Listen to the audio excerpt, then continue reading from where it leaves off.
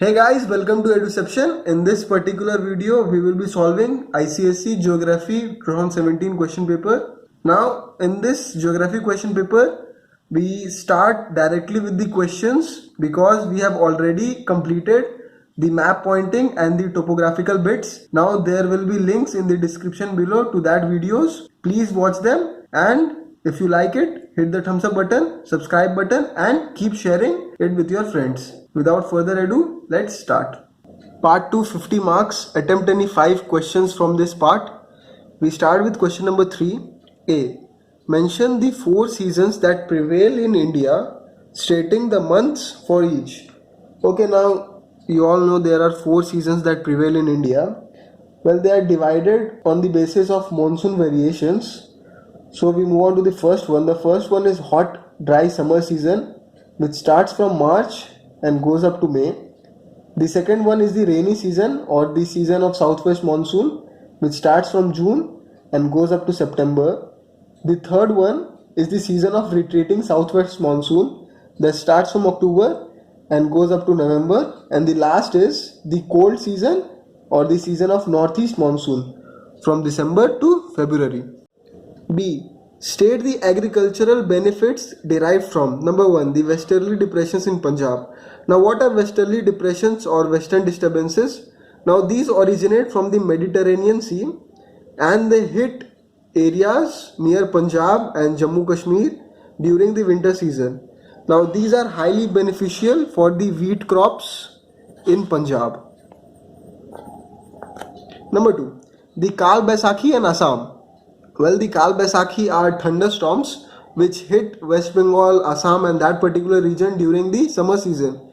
And particularly in Assam, the tea crops are highly benefited from these particular winds. And in West Bengal, these winds help in the growth of rice. Okay, we move on to question number C now. Give a reason for each of the following. Number 1, Kolkata receives heavier rain than Lucknow. Well, if you see a particular Indian map, you see that Kolkata is situated near the Bay of Bengal and Lucknow is situated inland. So the southwest monsoon, the particular Bay of Bengal branch of southwest monsoon directly hits Kolkata. That is why Kolkata receives a heavier rainfall than Lucknow. Number 2. The summer monsoon winds blows over the Arabian Sea from the southwest. Now the reason is quite simple for this if you have studied southwest monsoon. Now during the summer season, there is a low pressure area created in the regions of Thar Desert and Chota Nagpur Plateau. Now the surrounding Arabian Sea is quite cool and the pressure is high. So the winds which blow below the equator, they turn towards the Arabian Sea to match the lower pressure and they capture the moisture from Arabian Sea and they hit that particular area, which is also called the southwest monsoon Arabian Sea branch. So that's the particular reason. Number 3, Thar is a desert. Now as Thar desert lies on the leeward side of Aravalli range, which is very low, and the winds, the monsoon winds run parallel to Aravalli and get dry when they reach the site where Thar is present. So that is why Thar is a desert. Question number D. Study the climatic data given below and answer the questions that follow. Okay, now you see a particular table of a station, climate related. You have the temperature, rainfall, etc, etc. You have to answer particular questions. Number 1, what is the annual range of temperature of the station? Now what is annual range of temperature?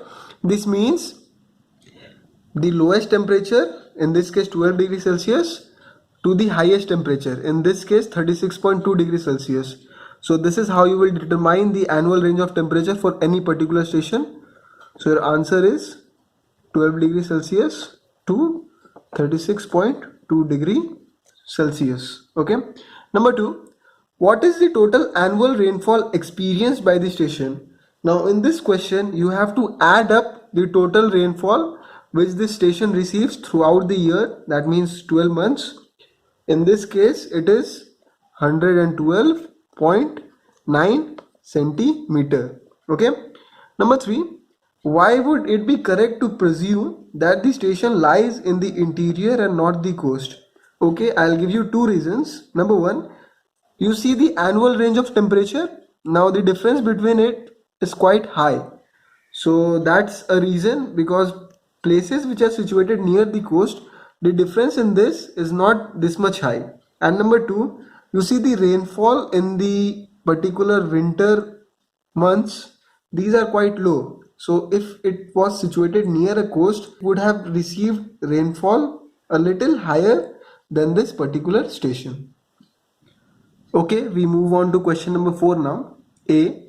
Mention two differences between alluvial soil and black cotton soil. So let's get to it. Okay, I'll state two differences for you. They are basically very easy. Now, alluvial soil is a transported soil,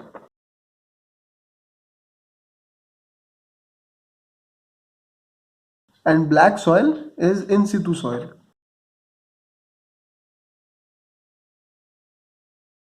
Now, what does in situ means? It means that it is formed where it is particularly found, and transported soil, it means that the soil is transported from one place to another. Now, secondly is alluvial soil is rich in humus, and black soil is deficient in humus. So these are your basic two differences.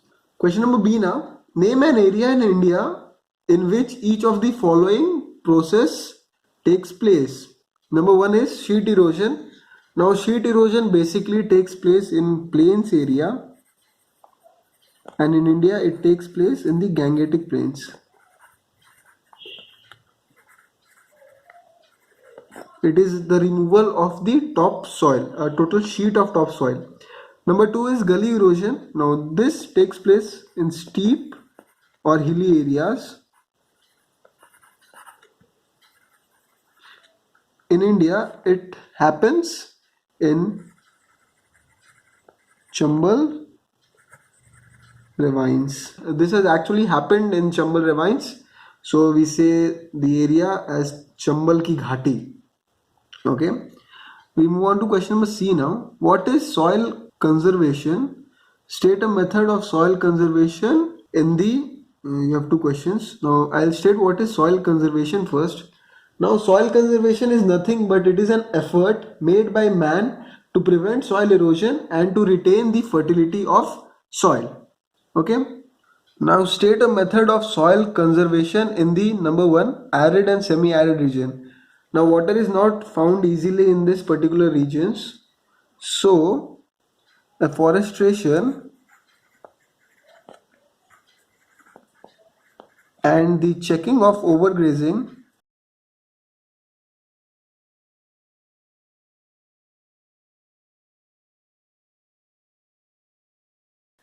are the particular methods which can be applied in this region. And river valleys prone to flood, well, easy, we can construct dams. That's the easiest method to conserve soils in river valleys which are prone to floods. Now number D, name the soil which, number one, is good for cultivation of sugarcane. Easy, black soil. Number two is acidic in nature. Now red soil and laterite soil both are nearly acidic in nature, but red soil is more acidic, so I'll write red soil.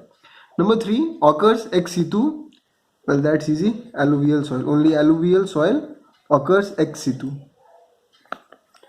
So these were your questions related to soils. Okay, we move on to question number 5 now. A. How do trees in the tropical desert forests adapt themselves to the dry climate? Okay, I'll give you two reasons. First of all, they are xerophytes. So their leaves are modified into spines to reduce transpiration. And number two, they have long roots to draw water from deep parts of the soil. Okay, we move on to question number B now. Name the tree as per its characteristics given below. Number one, the wood is hard and suitable for shipbuilding. Okay, guess that. Well, if you have guessed sal tree, it's correct. Its wood is hard and it is used for shipbuilding. Number two, the stilt roots are underwater during high tide. Okay, easy. Mangrove. Okay, number C, Explain why the forest cover in India is shrinking. Now there are many reasons. I'll give you three reasons. The number one is open grazing. Now cattle everywhere in India openly grazes. Number two, urbanization and industrialization. Now urbanization causes and decrease in the forest cover. And number three, human activities like mining, quarrying, and building has resulted in deforestation at a large scale. You can also say the construction of hydroelectric plants, different type of projects. These reasons causes the decrease of the forest cover in India. Okay, question number D now. Name the natural vegetation found in the following regions. Number one, the western slopes of Western Ghats. Well, easy, tropical evergreen forest. Evergreen. Okay, number two, the Nilgiris. Now, Nilgiris, as you know, are mountains. So, mountain forest is present over there. And number three, Western Rajasthan. So, tropical desert is present in Western Rajasthan. Okay, here we come to an end of this video with this question. Now remaining questions will follow soon. Until then, this is Eduception signing off.